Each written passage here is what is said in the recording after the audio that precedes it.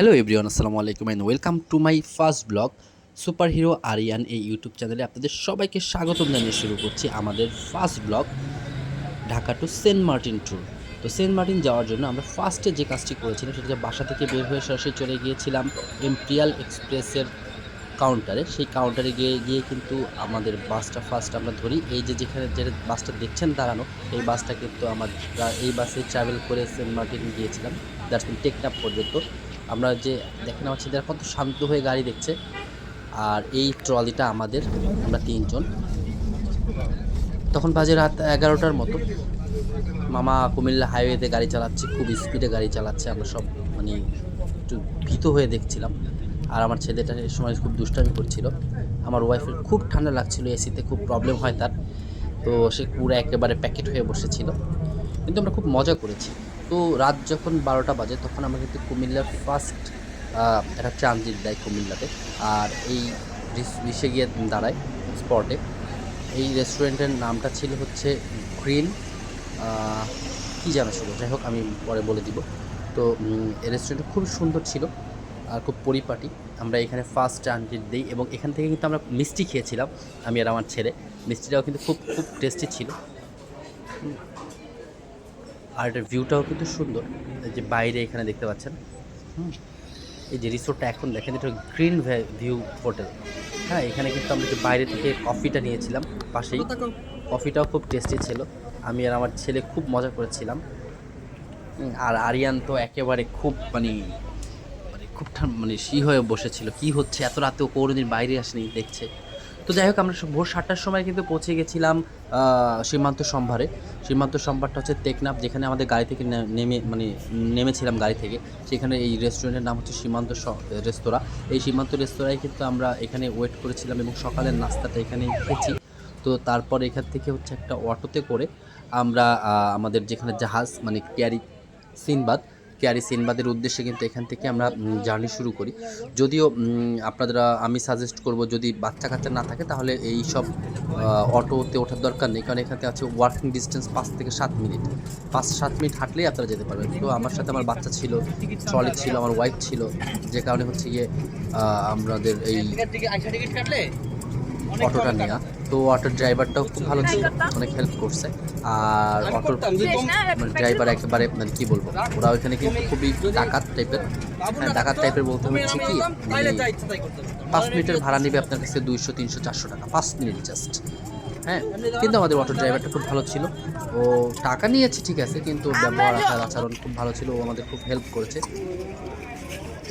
এই হচ্ছে আপনার ক্যারি সিনবাদের হচ্ছে গার্ড, এখানে টিকিটটাকে চেক করতে হয়। হ্যাঁ, এখানে কিন্তু টিকিটটা চেক করার পর এই যে ওদের রাস্তাটা, এখান দিয়ে আমরা কিন্তু উঠছিলাম। ওই যে আমাদের কাঙ্ক্ষিত জাহাজটা দাঁড়িয়ে আছে দেখতে পাচ্ছেন, এই জাহাজে করে কিন্তু আমরা সেন্ট মার্টিনের উদ্দেশ্যে যাব। আর মানে পাশের ভিউগুলো যে এত সুন্দর যা আপনি চিন্তাই করতে পারবেন না, মানে অকল্পনীয়, এত সুন্দর সুন্দর ভিউ দুই সাইডে। মানে আর ওই যে সাইডটা দেখছেন, মানে জাহাজের ওই সাইডটা কিন্তু মায়ানমারের অংশ। তো আমরা এই যে যাচ্ছি এসে ওঠার জন্য, প্রচণ্ড ভিড় ছিল। তো এই ভিড়টা উপেক্ষা করে আমরা আস্তে আস্তে করে এগিয়ে যাচ্ছি। এই যে এই সাইডটা দেখছেন, এই সাইডটা হচ্ছে বাংলাদেশের, আর ওই সাইডটা হচ্ছে জাহাজের ওই পাশটা হচ্ছে মায়ানমারের। ওইটা কিন্তু পিছনে আরেকটা জাহাজের ঘাট। এটা হচ্ছে একসাথে হচ্ছে দুইটা জাহাজ একসাথে রাখা, ক্যারি সিনবাদ আর ক্যারি ক্রুজ অ্যান্ড ডাইন।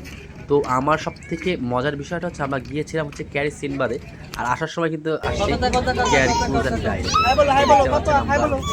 এই যে ওপেন ডেকেছিলাম, আমি খুবই মজা করছি। আশেপাশে যারা দেখছেন প্রত্যেকটা মানুষ খুবই এনজয় করছে।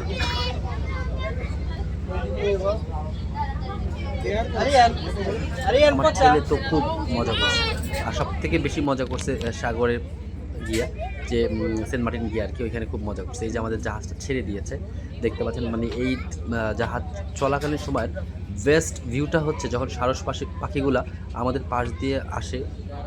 হ্যাঁ, আমাদের সি অফ করার জন্য অনেক দূর পর্যন্ত আসে, ওরা কিন্তু মাঝামাঝি পর্যন্ত আসে। কিছুক্ষণ পরে হয়তো বা দেখতে পাবো একদম মানে জাহাজের সাথে সাথে মেশা আগায় দেয়। তখন আপনাদেরকে ভিউটা দেখাবো যে কীরকম, কত সুন্দর করে জাহাজ, এই যে সারস পাখিগুলো দেখেন, এই সময় আমাদের জাহাজটা চলতেছিল। এই যে এই সাইডটা হচ্ছে বাংলাদেশের, ওই সাইডটা বাংলাদেশের পাহাড়গুলো দেখছে, এগুলো সবই হচ্ছে বাংলাদেশের মধ্যে পড়ছে। আর এই বাম সাইডটা, এই সাইডটা হচ্ছে আপনার মায়ানমারের মধ্যে পড়ছে। এই যে সারস পাখিগুলো দেখেন, কি মানে অনেক পাখি ছিল ওদিন। এই সারস পাখিগুলো আমাদের সাথে একদম মাঝ সমুদ্র পর্যন্ত গিয়েছে। কত পাখি, তো খুব মজা পাইছিলাম আমি সারস পাখিগুলোকে দেখে। আর আমার ছেলে তো খুব নাচতেছিল। যে এই সাইডটা হচ্ছে বাংলাদেশের সাইড, দেখেন কি পরিমাণ সারস পাখি।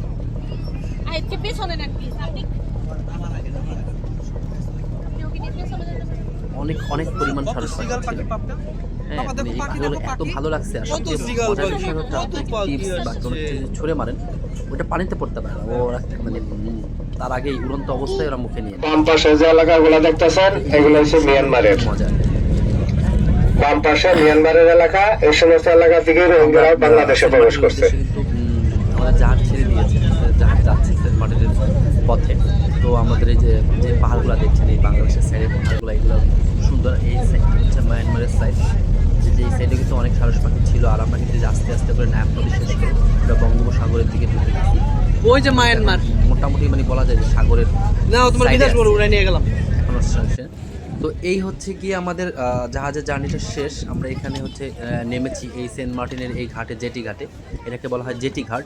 হ্যাঁ, এখানে মানে সবথেকে খারাপ জিনিসটা হচ্ছে যে মানে 6 থেকে 7টা বা 8টা জাহাজের জন্য একটা মাত্র ঘাট। দেখেন আমাদের জাহাজ থেকে নামতে অনেক সময় লাগছে এই একটা বিষয়ের জন্য। আর আমরা জেটি ঘাটে এসে আগে লাঞ্চ করি, লাঞ্চ করার পর হচ্ছে এই চাচার অটোতে উঠে আমাদের হোটেলের রিসোর্টে সামনেই। যাই। আমাদের রিসোর্টে কিন্তু খুবই সুন্দর একটা রিসোর্ট ছিল আমার। আর ভিডিও করা যাবে না বেশি, চার্জ এই রিসোর্টটা কিন্তু আপনারা মানে আমাদের সাথে সাথে দেখতে পারবেন। খুবই ভালো একটা রিসোর্ট ছিল। আর এই যে যে সাইডে এগুলা দোকানগুলো দেখছেন, এগুলো কিন্তু সবই হচ্ছে এগুলা। আর এই হচ্ছে কি আমাদের ফার্স্ট বিচে আসা। হ্যাঁ, এখান থেকে আমরা বিচে আসছি। আমাদের কিন্তু রিসোর্ট একবারে বিচের পাশেই ছিল। এই শটটা নেওয়া হচ্ছে, আমরা দূরে গিয়েছিলাম হাঁটতে হাঁটতে, আমি আমার ছেলে, আমার ওয়াইফ। তো সেখান থেকে হচ্ছে আসার সময় গিয়ে এই শটটা নেওয়া। তো এই যে এই বিচের এই সুন্দর সুন্দর দেখেন, এখানে কিন্তু মানে কী বলবো, এটাকে মেইন বিচ বলে, খুবই সুন্দর। আর এখানে কিন্তু প্রচুর মানুষ। আর আমাদের এখানে কিন্তু সব রকমের দোকানপাট পাবেন। সেন্ট মার্টিনে হচ্ছে খাবারগুলোর স্বাদ বেশি ভালো না, যান বাঁচানোর জন্য খাওয়া আর কি। এই হচ্ছে আমাদের রিসোর্ট। হ্যাঁ, আমাদের রিসোর্টটা কিন্তু মানে এখানে আমরা ছিলাম, খুবই সুন্দর। আর এটা একবারে বিচের সাথেই ছিল। খুবই সুন্দর একটা ভিউ পাবেন এখানে আসলে। মানে বাচ্চাদের খেলাধুলা বা আমাদের এসে মানে আড্ডা দেওয়া সব মানে জন্য পারফেক্ট। আর এই দেখেন ঠিক আমাদের রিসোর্ট থেকে কিন্তু বিচটা একেবারেই সামনে, খুব কাছাকাছি ছিল। তো এই হচ্ছে আমাদের বিচের এই যে ভিউ। এগুলাই আমি যেগুলোর কথা বলছি, আমরা পরে পরে দেখতে পাবেন। হ্যাঁ, যখন রুমের ভিডিও নেওয়া হয়। কি এগুলা? তো রুমের এগুলো এগুলো সুন্দর। সুন্দর না? এখন হচ্ছে আর রুমে গিয়ে কী করবো, আমাদের হচ্ছে আড্ডা, বাইরে ঘোরাফেরা, চারদিকে দেখাশোনা, এইগুলাই এখন মেইন। আর এই দোলনায় বিভিন্ন তোমরা যাইতেছো? শর্টগুলো নেওয়া। হ্যাঁ, এই হচ্ছে আমরা বিচে আছি। খুবই মজা করছি, অনেক ছবি তুলছি। আর বিশেষ করে আমার ছেলেটা অনেক মজা করছে। আর আমরা গিয়েছিলাম তো হালকা শীতের মধ্যে, যে কারণে দেখতে পাচ্ছি তো কোট টোট পরা। তো এই ভিডিওটা আপলোড করি আমি অনেক দিন পর, হ্যাঁ, প্রায় 5 থেকে 6 মাস পর আপলোড করি, যে কারণে হচ্ছে আপনি পুরো তীব্র গরমের মধ্যে আপলোড দেখায়।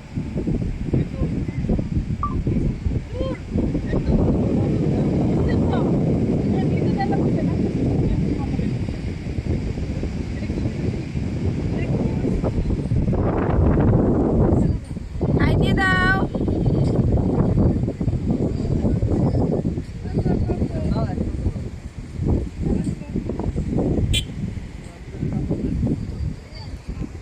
টাকা কত করে? এই মামা, এই লবস্টার কত এটা? কেজি সব কেজি কেজি ওই কত করে এখান থেকে? 3000 কেজি বারবিকিউ করে দেবো 3000 টাকা। 3000 টাকা কেজি। মানে বারবিকিউ করে দিবেন 3000 টাকা। বারবিকিউ হবে কেজি 3000 টাকা। এটা তো 3000 টাকা এটার মধ্যে না, বোঝাতে না, এটা মাপে যা আসে। মাপে যা আসবে হ্যাঁ 3000 টাকা করে মাপে যা আসে তা টাকা দিতে হবে। এটা বারবিকিউ করে দেবো। বুঝতে পারছি। 120 করে দিয়ে ছোটটা। আর কি আছে?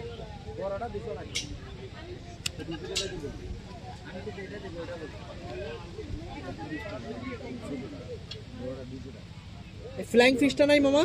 ফ্লাইং ফিশ তো এই সাইজ এই সাইজ, এগুলো ফ্লাইং ফিশ এর সাইজ, এত বড় সাইজ নেই। কত করে রাখবেন? পার পিস 100 টাকা প্রায় সহ।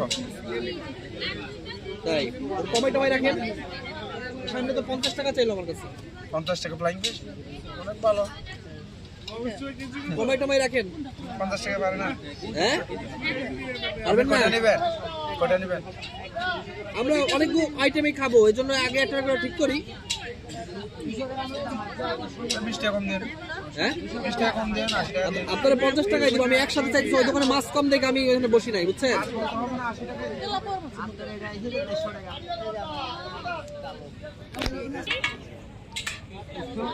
এটা 150, ওটা 300। ওজন দেন 300 গ্রাম। 900 টাকা আছে। 900 টাকা আসবে। কি কমাই টমাই রাখা যাবে না? কমাই পারবে ভাই? আগের না। আমি এখন থেকে 5 টাকা না ভাই, ওখানে একটা বড় দাম আছে 15 টাকা করে। আমি একটা বড় এখন থেকে 5 টাকা ডিসকাউন্ট করে দিচ্ছি। এই বড় ভাই কত হইলে দিবেন? এটা 200 লাস্ট। তারপর ফ্লাইং ফিশ কত করে? লাইম ফিট 80 টাকা করে পার পিস। ফ্লাইং ফিশ তো দাম বেশি যাচ্ছেন আপনি। এই ফ্লাইং ফিশ নাই একটা রেট দিয়ে এটা আমাদের জন্য ভালো হবে। কালো চাঁদা ওদেরকে আমি ডাকবো এখন।